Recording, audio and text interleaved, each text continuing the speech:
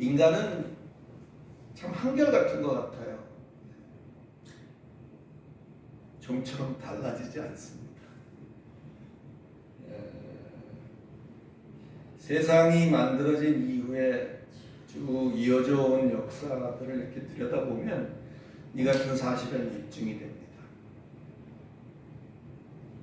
죄로 인해서 죽게 되어서 에덴에서 쫓겨난 것을 하나님이 은혜로 살 길을 열어주셨지만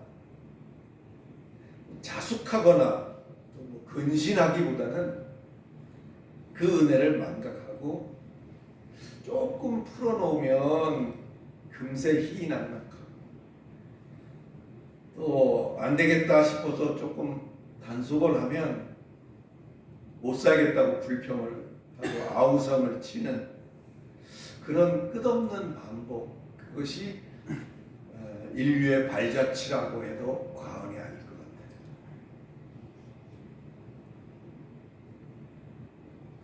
희희낙낙이라고 했는데 희희낙낙은 뭐죠? 좀 살만하면 딴 생각을 하는 거예요. 무사안일에 빠져서 다른 궁리를 해요. 그래서 여러 가지 일을 추구하죠. 즐거움을 추구하기도 하고 또 그래서 또 하나님 보시기에 이게 뭐 너무 또 그래 보이면 하나님이 또 단속을 하시죠. 혼낸다고 말을 해도 과언이 아닐 정도. 하나님 단속을 하시면 단속의 방편이 주로 뭐죠? 이웃 나라를 몽둥이로 사용하시기도 하셔서 이웃 나라를 들어서 혼쭐을 내기도 하시고 때로는 뭐 기근이 들게도 하시고 가뭄이나 물난리 같은 거 여러분 그런 걸 통해서 단속을 하셔요. 그러면 또 정신이 또 바싹 들긴 하죠. 그래서 조금 또 세월이 지나가면 또 망각을 하고 그래서 또 등 따시고 배부르면 그래서 우리 가만히 생각해 보면 등 따시고 배부를 때를 조심해야 될 것 같아요. 딴 생각을 많이 하게 돼요. 대표적으로 여러분 기억 속에 있는 대표적인 물난리가 뭘까요? 여러분 생각나시죠? 노아 시대 여러분 대표적인 하나님의 심판이라 할 수도 있는 노아 때의 대홍수를 여러분 기억하실 겁니다. 목사님 그게 언제죠? 목사님하고 저하고 미국에 이렇게 세미나 때문에 가서 벌써 10년 넘었죠. 훨씬 넘었죠. 기억도 가물가물합니다. 세미나 끝나고 목사님하고 저하고 룸메이트였어요. 그리고 함께 미국에 있는 동안 같이 다니면서 서부 지역 이렇게 투어를 해서 그랜드 캐년 그 얘기를 하고 싶은 거예요. 그랜드 캐년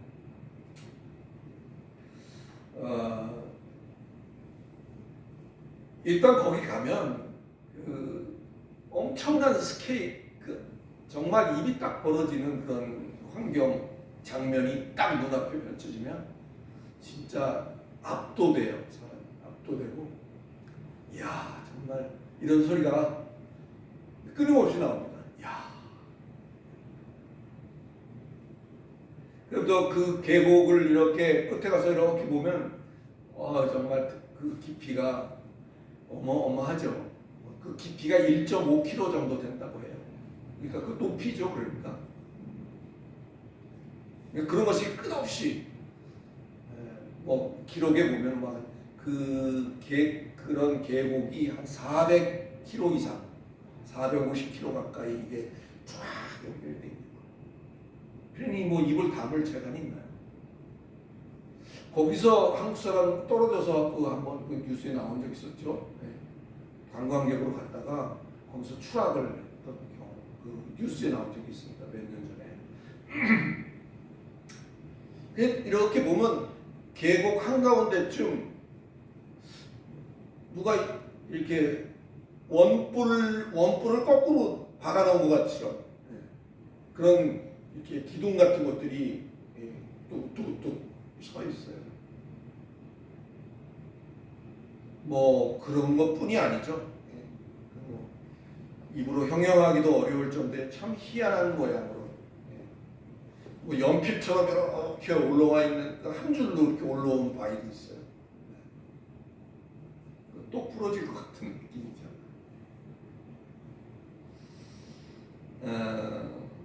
하여튼 그런 것들, 그런 바위산, 뭐 이런 절벽 이런 것들이 아주 그냥 장관을 이루고 있는데 사람들은 그걸 보면서 그 설명하기를 수억 년 동안의 풍화작용에 의해서 그게 그렇게 됐다 이런 얘기를 뭐 합니다만은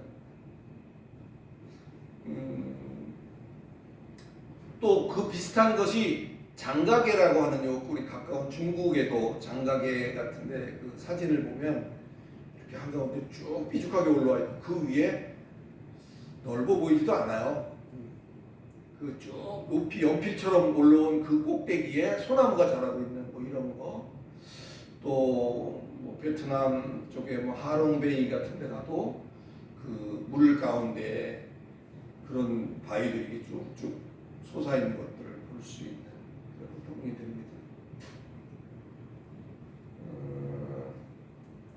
사실 이런 것들이 군데군데 여러 군데 있는데 그것은 풍화작용으로 절대 그렇게 될 수가 없어요. 바람이 깎아서 그렇게 될 수는 없어요. 노아 방주 사건에 있었던 그 대홍수의 결과물이다 그렇게 볼 수밖에 없습니다. 창세기 7장에 보면 물이 차오르잖아요. 물이 차올라서 이제 그 산보다 높이 물이 차죠. 15규빗이라고 거기 적혀 있는데 15규빗이라고 하는 것은 대략 한 6, 7m 정도 되는 그러니까 높은 산보다 한 7, 8m 이상 그 물이 찼다는 거죠. 그러니까 안 잠기고 있는 곳이 없는 그러니까 그 정도로 물이 이제 물에 잠겨 있었던 거죠. 그 거대한 물들이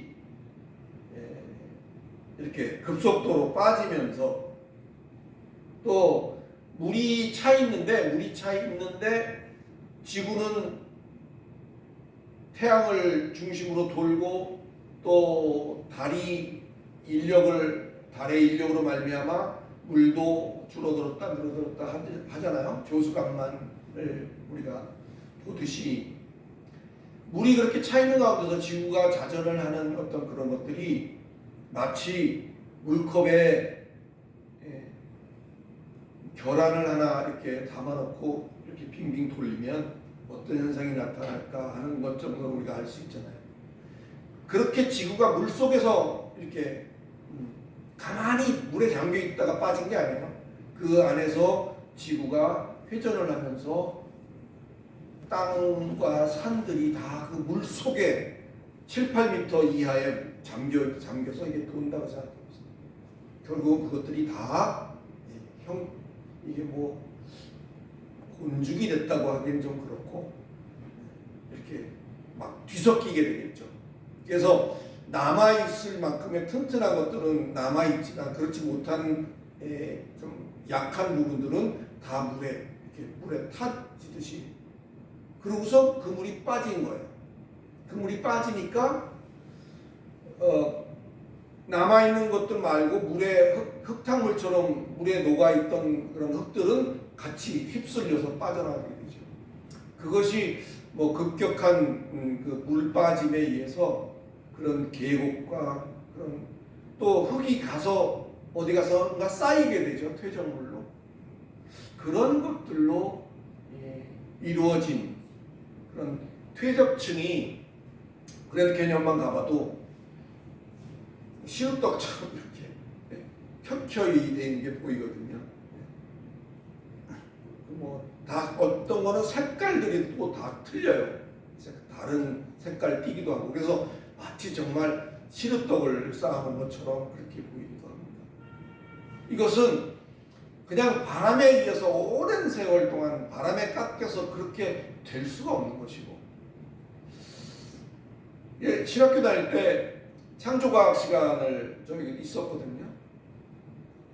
그런데 이제 진화에 대한 얘기를 하고 창조에 대한 얘기를 하는데 나중에 너무 답답했던 건 뭐냐면 인정하면 될 것을 인정하지 않고 계속 다른 증거를, 다른 얘기를, 다른 것을 이제 꺼내는 거예요. 그러니까 진화론자들의 얘기도 가만히 보면 지금 우리가 그랜드 캐년을 보면서 이것이 바람에 씻겨서 그렇게 됐다고 한다면 정말 셀 수도 없는 수억 년 뭐 이런 소리를 할 수밖에 없지만 그와 같은 그것도 일종의 과학적인 원리를 창조학계 아마 여러분 김명길인가 김명현 그죠? 네, 김명현 박사가 저도 그 강의를 듣고 보기도 했습니다만 혹시 시간이 되시면 유튜브에 나오더라고요. 한번 보셔서 창조과학 김명현 박사 이렇게 치면 그런 내용들이 너무 소상하게 되어 있어요. 그러면 그런 것을 아는 것은 성경을 믿도록 우리가 전도하러 나가고 다른 사람과 이야기를 나눌 때 굉장히 큰 어떤 자신 있는 근거를 댈 수 있는 것이 돼요. 그래서 혹시 한번 보실 수 있으면 좋겠어요. 오늘 뭐 하려고 하는 얘기는 거기 있지 않습니다만은 물난리 얘기를 하다가 거기까지 얘기를 했는데 그 물이 그렇게 차올라서 그 방주 속에 들어갔던 고인원 빼고는 이제 다 지상에서 없어지는 그런 결과가 됐습니다. 급속히 빠지는 그 물에 의해서 형성된 것을 우리가 인정하는 것이 훨씬 더 빠를 수 있다 이런 생각을 해봅니다. 관심 있는 분들은 유튜브를 찾아서 보시길 바랍니다. 이 방만한 인간에 대해서 하나님의 단속하신 얘기를 지금 하는 중에 거기까지 갔는데 여하튼 그럼에도 불구하고 어떤 이런 그 혐오적인 참 얄팍한 뭐 이런 표현을 할 수도 있겠습니다만 인류의 역사라는 것이 그래 왔다라고 얘기했죠. 조금 살만하면 딴짓을 생각하고 또 조여서 정신 차리게 하면 너무 또 못 살겠다고 아우성치고 그런 것들 속에서 그것을 인류의 역사라고 말할 수 있지만 그 속에서도 도도히 흐르는 하나의 흐름이 있는데 그것은 그런 참담한 아담들을 위해서 지금도 서서히 진행되고 있는 하나님의 구속사 이렇게 말을 할 수가 있어요. 구속사. 하나님의 구속사. 이런 하나님의 구속사적인 관점으로 보면 왜 우리가 하나님을 믿으시다라는 말은 믿을만하다 그런 뜻이죠. 왜 하나님을 믿을 수 있는 사람을 믿을 수 있는 대상으로 우리가 말할 수밖에 없는가를 구속사적인 관점에서 보면 우리가 이해할 수가 있습니다. 작은 개인 아담의 패밀리로부터 시작이 되죠. 그래서 이제 죽을 수밖에 없는 그를 살 길을 열어주셔서 그런데 얼마 안 있다가 이제 이대로는 못 살겠다 자꾸 아우성치고 더 나은 삶을 위해서 족장을 세우시죠. 그리고 또 더 나은 삶을 위해서 그때그때 필요할 때마다 하나님께서 당신의 심부름꾼들을 보내세요. 이른바 사사라고 하는 거죠. 사사들을 보내세요. 그 당시에는 성령은 필요할 때 하나님께서 성령을 주시고 또 그 사역이 끝나면 또 거두시고, 그래서 그때는 성령이 이렇게 하나님께서 주셨다가 또 거두시기도 하시고 이랬어요. 예수 그리스도 이후에는 예수께서 말씀하시기를 성령을 너희에게 보내서 아예 떠나지 않고 우리 곁에 있는 거예요. 성령.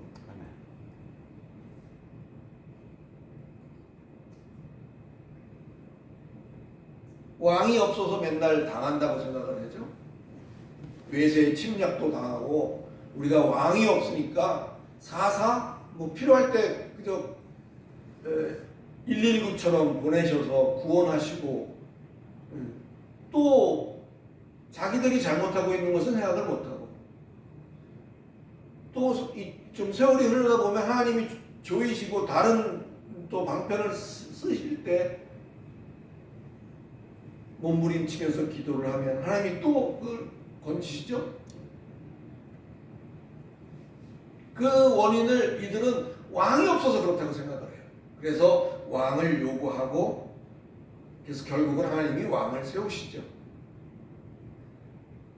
그들의 불평을 들으시고 들어주십니다. 그래서 왕정 통치를 허락하시죠. 그때부터 이제 유다의 이제 그 왕국 시대가 열리는 거죠. 족장 시대를 거쳐서 사사 시대 거쳐서 이제 왕정 시대로 들었습니다. 뭐 더 구체적인 얘기는 이제 또 우리가 별도의 시간을 지금 하고 있으니까 보시면 됩니다.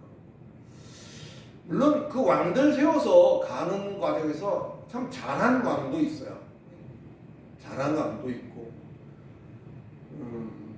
근데 이 사람이 눈앞에 보여지는 이 왕이 통치하는 왕정이라는 것이 하나님의 통치를 좀 멀게 느껴지게 하는 그런 부작용이 있었다고 볼 수 있죠. 왕은 눈에 보여요. 그러나 하나님은 눈에 보이지 않아요. 그러다 보니까 하나님의 통치하심에 대해서는 조금 멀게 느껴지지 않았을까. 그래서 그들의 방자함은 극에 달하다 못해서 결국은 유다가 남북으로 갈라지죠. 그래서 남유다, 북이스라엘 이렇게 갈라지고, 먼저 북이스라엘이 아수르에 의해서 멸망을 하고, 그리고서 좀 더 버티다가 남유다마저도 바벨론의 손에 의해서 이제 성전이 파괴되고요. 그 다음에 아예 나라가 망해버리죠. 그래서 이스라엘 민족은 그대로 이렇게 뽑아서 바벨론의 포로 생활을 하게 됩니다. 바벨론에 잡혀가서 포로 생활을 해요. 전 민족이 바벨론에서 몇 년 동안? 70년 동안 포로살이를. 사랑하는 성도 여러분, 어떻게 듣느냐에 따라서 달라질 수 있겠지만 역설적으로 우리가 보자면 고난이라는 것이 무익한 것만은 아니다라는 말이 괜히 나온 게 아니에요.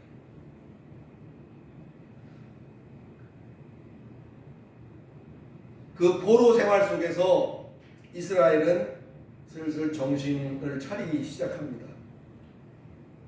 나라를 잃고 성전도 잃고 그 절망과 상실 속에서 옛날 생각이 안 날 수가 없잖아요. 그래 여기서 포로 생활을 하고 있느니 그 하나님 아래 우리가 살던 때가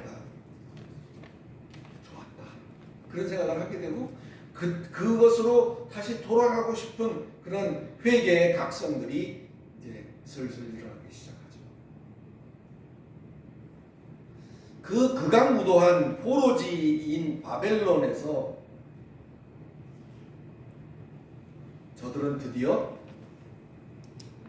스스로 누가 시켜서가 아니라 스스로 두세 명씩 은밀히 모이기도 하고, 감시 속에서도 낮에는 뭐 일을 하고 뭐 고생을 하지만 밤이 되면 두세 명씩 모이고, 전에는 들어서 뭐 안중에도 없던 율법에 대한 어떤 그런 아련한 향수 같은 것들도 이제 슬슬. 네. 그래서 율법에 대한 기억, 그런 것들을 통한 갈급한, 자기들이 처한 환경이 그러니까 갈급한 기도도 하게 돼요. 뭐 이렇게 이제 이것들이 시작되기 시작했어요. 그래서 이러한 것들을 중심으로 그 포로지에서 새로운 신앙으로 이제 나아가려는 어떤 그런 싹을 틔우게 되는 모습을 우리가 볼 수가 있습니다. 그래서야 저 이스라엘들은 하나님이 예루살렘 벽 속에만 갇힌 하나님이 아니다라는 사실을 이제 거기서 느끼게 되죠. 그것을 깨닫기 시작합니다. 아, 하나님이야말로 온 세상의 주권자이시고 이 포로 생활이라는 이 징계조차도 허락된 하나님의 사랑에 대한 회복의 서사였구나, 이런 생각을 이제 하나 둘씩 하기 시작하는 거죠.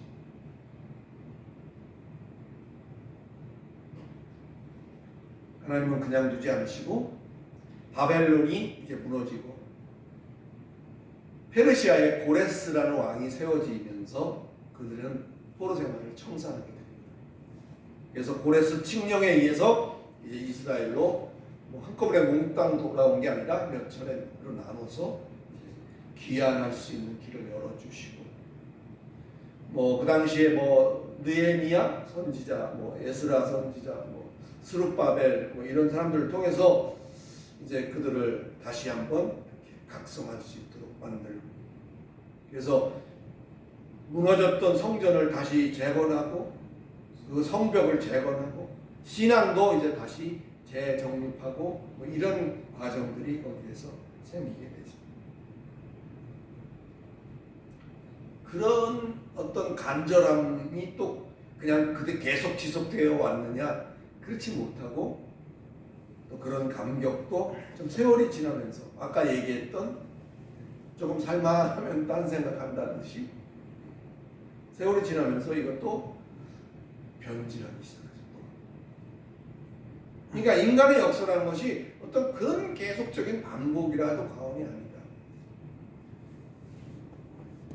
율법을 사모했었고 그 당시에 하나님이 통치하던 그것을 갈망했었고, 자기들이 처한 그 어려움을 하나님 앞에 눈물로 부르짖었던 그런 것들이 이제 또 잦아들기 시작하죠. 그래서 율법은 자꾸 형식을 위주로 이렇게 변해져 가는 거죠. 율법을 그래서 지키긴 하지만 그 마음은 냉랭하고 거룩함을 외치지만 이웃사랑은 자취를 감추고 말, 그런 형태가 되고 말이죠. 결국은 급기야 하나님은 침묵을 하기 시작하십니다. 그 침묵의 기간이 얼마야? 400년. 400년이라는 기간을 하나님은 침묵을 하십니다. 여러분, 누구하고 이렇게 다투거나 뭐 이렇게 해봤을 때 이렇게 서로 화해하고 그러면 좋은데 어떨 때가 제일 불편하세요? 아무 말도 안 할 때 불편하지 않으세요? 뭐 저도 집사람하고 가끔 뭐 의견 충돌도 있고 뭐 그러면 말을 안 해요. 근데 말을 안 하면 어쩔 줄 모르겠더라고요. 어떻게 해야 될지를 모르겠어요. 차라리 뭔가를 요구하면 어떻게 하겠는데 말을 안 하니까 이게 어떻게 돼? 딱 그 상황을 생각하시면 돼요. 이스라엘이 그런 과정을 거치면서 400년이라는 침묵기를 거치는데 하나님이 전혀 관심도 안 가지시는 것처럼 간섭도 안 하시고 방해도 안 하시고 징계도 안 하시고 그냥 노 사인이에요. 그냥 400년을 가만.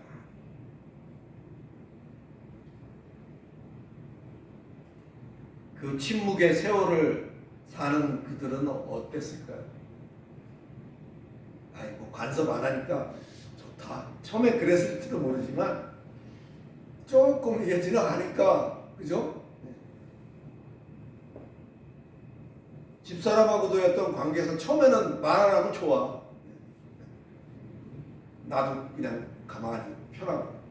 근데 그것이 지속되면 아주 참 전전긍긍 그 말이 그대로 적용이 되는 거죠. 이게 뭐지? 왜 아무 말씀도 없는 거지? 우리가 뭐 또 잘못한 거 아닌가? 그런 불안함은 이제 그 유대 사회에서 각기 다른 세 가지 물결로 나타나기 시작합니다.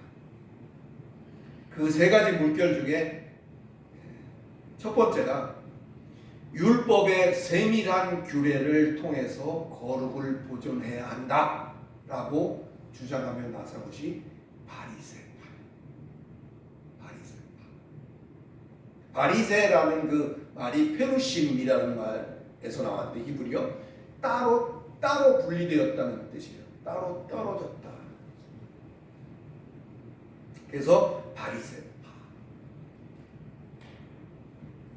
두 번째 어떤 물결이 일어나냐면 제사장 중심으로, 예를 들어서 성전 제사와 성전 중심의 권위 회복만이 정통성을 지킬 수 있는 길이다. 이렇게 주장하는 파가 사두개파입니다. 사두개파. 그리고 마지막 하나, 아니야.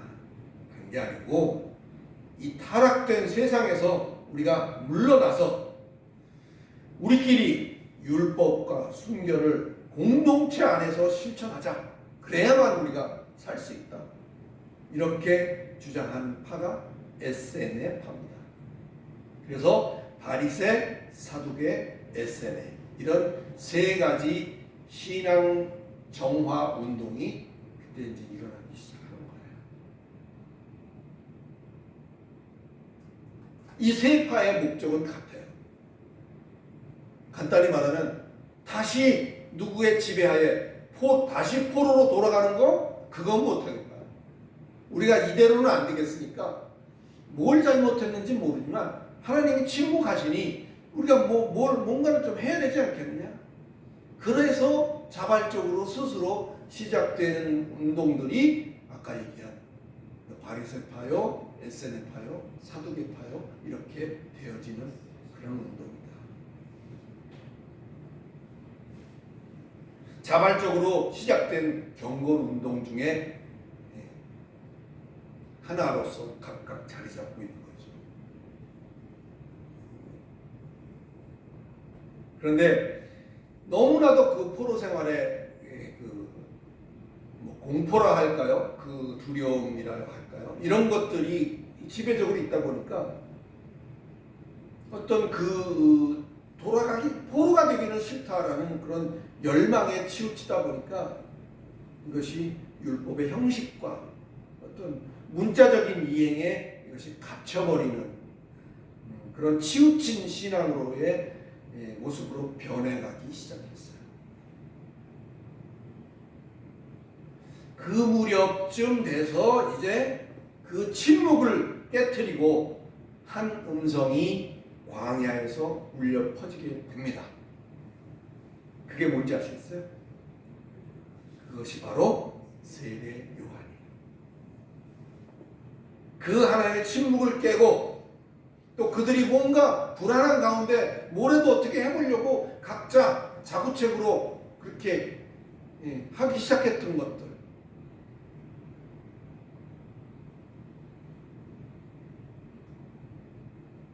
그 침묵을 깨기 시작하는 게 이제 마태복음 3장에 나오는 세례 요한으로 그렇게 연결이 되어지는 거예요. 그가 뭐라 그러죠? 회개하라, 천국이 가까웠느니라. 할렐루야. 예. 그럼 이 긴 이야기를 이렇게 한 이유는 그 이스라엘을 비롯한 하나님이 애지중지 만드셨던 그 사람, 그 아담으로부터 출발되어져 온 그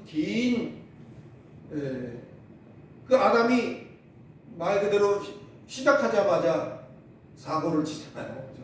시작하자마자 사고를 쳐갖고 에덴에서 내쫓기는 지난 시간이었나요? 그 얘기를 했어요. 그래서 하나님이 그것을 너 특별히 넌 봐줄게 뭐 이렇게 하지 않으셨다 그랬잖아요. 하나님의 공의로 그 정하진 대로 그것을 집행을 하셨지만 그 한쪽 구석에는 그를 사랑하는 그 마음이 그대로 남겨져 있었고 그것이 하나님의 구속사라는 관점으로 역사 속에 인류의 그 변덕스러운 역사 속에 같이 도도히 흐르는 하나의 맥으로 이어져 왔다는 이야기를 하면서 그것이 하나님 이제 포로기를 지나서 침묵기를 지나서 이제 시작되어지는 시점이 마태복음 3장에서의 세례 요한으로 이렇게 연결이 되는 것이다. 그 이야기를 하고 싶었던 거죠. 이 세례 요한의 외침은 포로기의 눈물을 기억하는 그런 그들을 향해서 그들을 일깨우는 희망의 나팔이고 마침내 그 모든 징계와 기다림의 끝에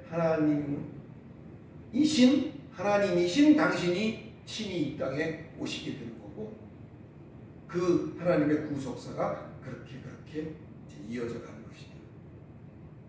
하나님이신 당신이 이 땅에 친히 오신 그 이름이 뭐죠? 그게 예수.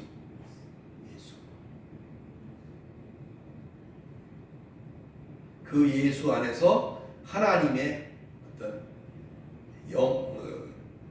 단속하심과 하나님의 어떤 그런 징계하심은 하나님의 영원한 사랑의 품으로 이제 바뀌기 시작하는 그런 장면입니다. 사랑하는 성도 여러분, 예레미야 31장 3절에서 보면 내가 너희를 징계하였으나 여전히 너희를 사랑하노라 이렇게 말씀하신 것처럼 우리가 때로는 실패하고 때로는 고난을 겪고 때로는 멀리 계신 듯 느껴질 때조차도 하나님은 결코 우리를 잊어버린 적이 없으시고 오히려 우리를 다시 회복시키기 위해서 우리를 다듬고 계셨다는 사실을 우리가 기억하시고 말씀을 붙들고 눈물로 기도하면서 하나님의 사랑의 손길을 또 거기에 최우선적으로 우리가 할 수 있는 최선을 다하여 화답하는 복된 저와 여러분이 되시기를 그리스도 예수 이름으로 축원합니다. 지난 시간에는 산상수훈 속에서 예수의 가르침을 실천하는 경건에 있어서 그것이 사실상 우리 가운데 있는 것들로 하는 게 아니라 우리에게는 있지도 않은 자기 의로 행하는 것이 아닌 하나님의 의를 구현하는 것이 되어야 한다. 그런 얘기를 했습니다. 또 그 의를 그렇게 시행하는 데 있어서 그것이 서기관이나 바리새인보다 못해서는 안 된다. 그런 얘기를 거기에 우리가 5장 20절인가요? 거기서 했었죠.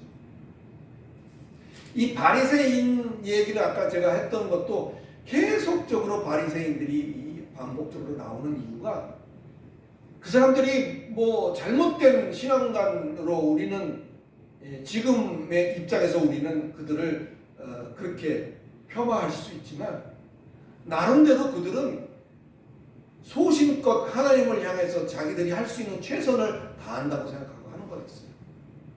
그게 율법을 지키는 거였는데 자꾸 하다 보니까 사람은 변질되잖아요. 점점 어떤 형식적인 것에 치중되어지는 어떤 그런 모습들을 나타내고 있었던 거죠. 그런 것들을 다 보고 계시는 그런 상황에서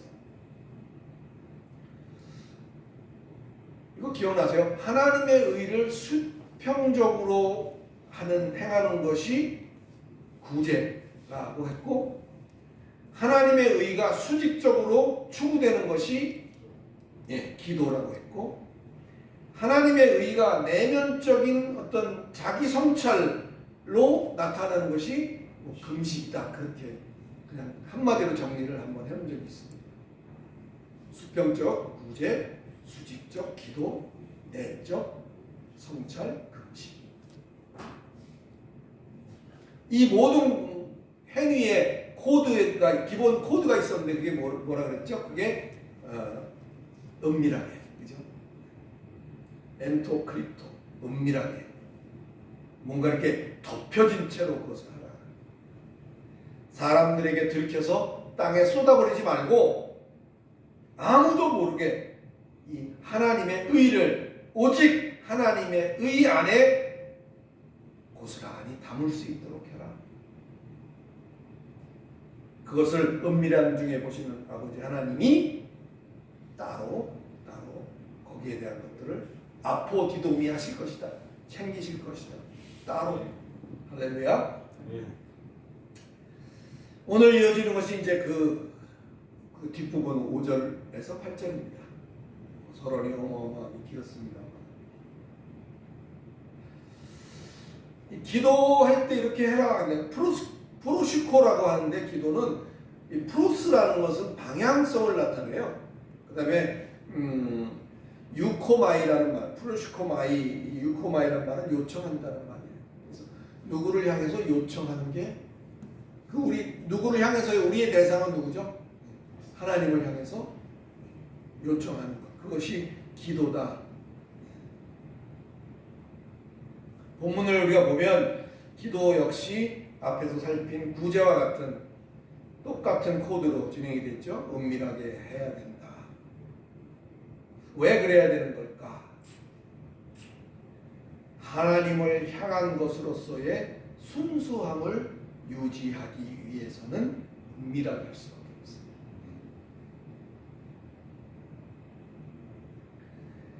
꺼내는 순간 은밀하게 하지 않고 그것이 드러나게 되는 순간 변질하기 시작합니다. 그 당시에 예수님 당시도 아직은 예수님이 그 사역을 완성하실 때가 아니죠. 이제 시작하셨을 뿐이지 완성은 이제 마태복음 끝날 때쯤 돼야 완성이 되잖아요. 그 당시에 어떤 기도의 실태가 어땠나? 유대민족 사이에서 만연되고 있던 기도의 실태는 어땠나? 본문에 나오잖아요. 그렇죠? 첫 번째, 그 당시에 성행했던 기도에는 시간을 정해놓고 했었어요. 일정한 기도 시간이 있었다. 대략 문헌에 보니까 3번 정도, 아침, 정오, 그다음에 저녁 이렇게 3번 정도 시간 정해놓고 기도했던 그런 것들을 볼 수가 있었고, 기도하는 자세는 어땠을까요? 기도하는 자세, 당시에 유행하는 자세는 이런 자세. 서서 두 팔을 벌리고 하늘을 바라보면서 하는 기도. 바리새인들이 어떻게 기도했을까 이제 그게 대략 이렇게 떠오르잖아요, 그죠? 그리고 사거리나 길거리 모퉁이에서 이렇게 하고 기도를 하니 얼마나 눈에 띄겠어요, 그죠? 그리고 그것이 또 좀 변질돼서 길게 하는 것이 어떤 경건의 척도로 여겨졌던 그런 것이 당시에 기도하는 어떤 형태였다. 또 어떤 것이 유행했냐면 그리스 로마 시대의 다른 어떤 기도들처럼 주문적으로 반복적으로 이렇게 하는 그런 양상을 띠고 있었다. 예수께서 그거를 아시고 언급을 하신 거잖아요. 그래서 신을 감동시켜서 설득해서 어떤 뭔가를 얻어내기 위해서는 끝없는 반복과 상투적인 긴 문장을 이렇게 하는 것이 자랑으로 여겨졌던 당시의 기도의 행태였습니다.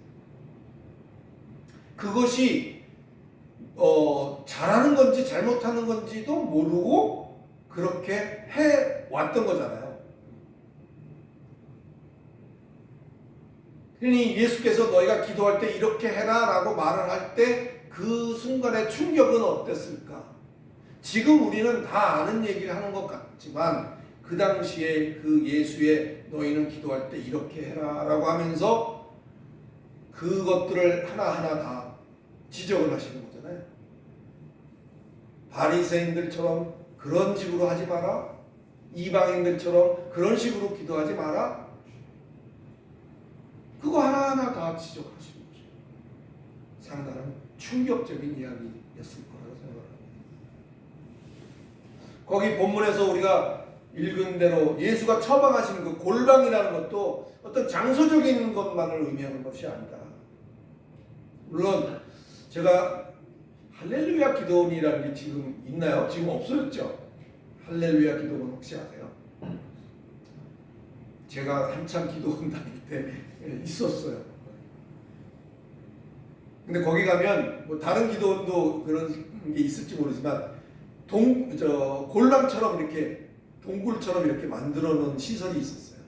그래서 거기에 동굴에 들어가서 골방에 들어가서 뭐 기도도 해보고 뭐 그런 적이 있었습니다만 옛날 얘기지만 그것도 어떤 그런 실제로 거기에 들어가 그렇게 만들어서 해야만 기도가 된다 이건 아니잖아요, 그죠? 그런 이야기를 하는 것은 꼭 장소적으로 그래야만 된다는 것은 아니죠. 장소 문제가 아니라 우리의 기도가 남에게 드러나지 않도록 해야 된다는 것을 중요하게 인식할 수 있기를 바랍니다. 개인 기도 아니에요. 몰래 해야 돼요. 이게 우리가 함께 모여서 하는 기도회하고는 다른 건지 아시죠? 그거하고는 좀 다른 거예요. 기도에 대한 것은 우리 기독교인들만의 전유물은 아니지만 우리한테 굉장한 부담감을 주는 건 사실이에요.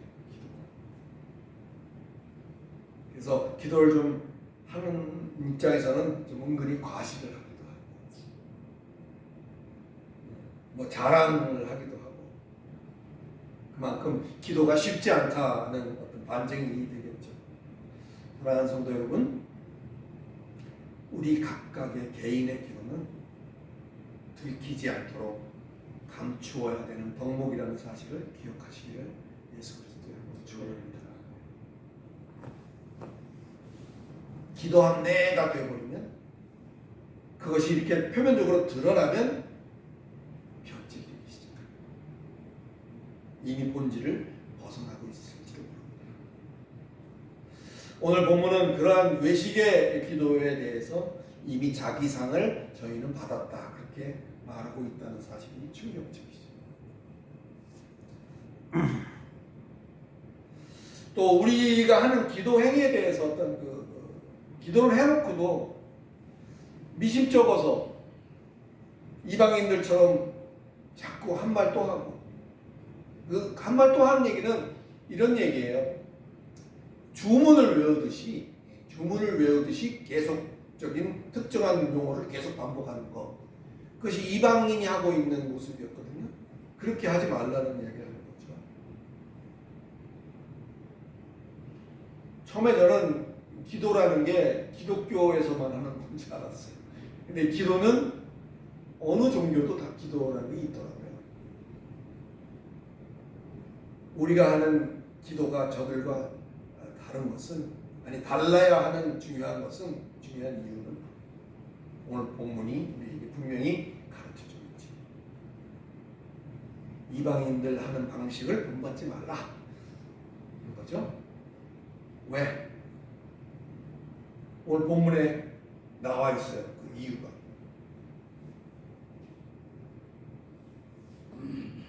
7절이네요.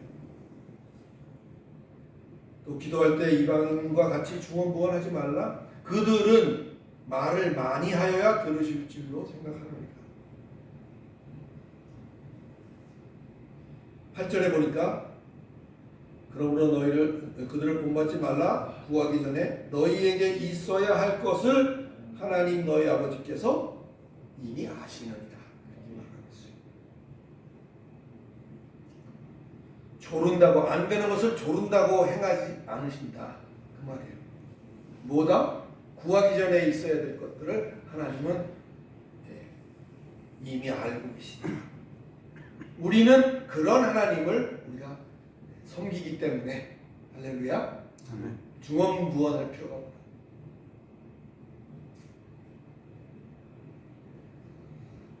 여기까지 정리하면서 오늘 말씀을 마치도록 하겠습니다. 세상에서 가장 훌륭한 설교는 짧은 설교라고 했습니다. 짧은 설교라고 그러는데 이거 시간 보니까 많이 됐네요. 짧게 하려고 했는데 정리하면서 말씀을 마치겠습니다. 사랑하는 성도 여러분, 우리에게는 또 다른 나라가 예비되어 있음을 잊지 마시기 바랍니다. 그래서 구제건 기도건 우리가 행하는 모든 경건 행위가 모두 그곳에 초점 맞춰져 있다는 사실입니다. 따라서 우리가 간구할 게 있다면 그것은 하나님의 뜻을 이루는 것이라는 사실을 잊지 마시고 세상 속에서 우리에게 맡겨진 순간순간 이러한 상황에 충실한 신앙인들이 다 되실 수 있기를 예수 그리스도 이름으로 축원합니다. 다음 단락에서 사실은 좀 할 말이 많고 살펴볼 것들이 많아서 오늘은 짧게 끝나고 하려고 했는데 시간이 꽉 찼네요. 기도하도록 하겠습니다. 거룩하신 하나님, 은혜를 감사합니다. 부족한 종이 전하고 싶은 게 많아서 많은 이야기를 했습니다. 하나님, 성령께서 정리해 주시고 마음판에 꼭 새길 것들만 잊지 않고 기억하게 해 주시옵소서.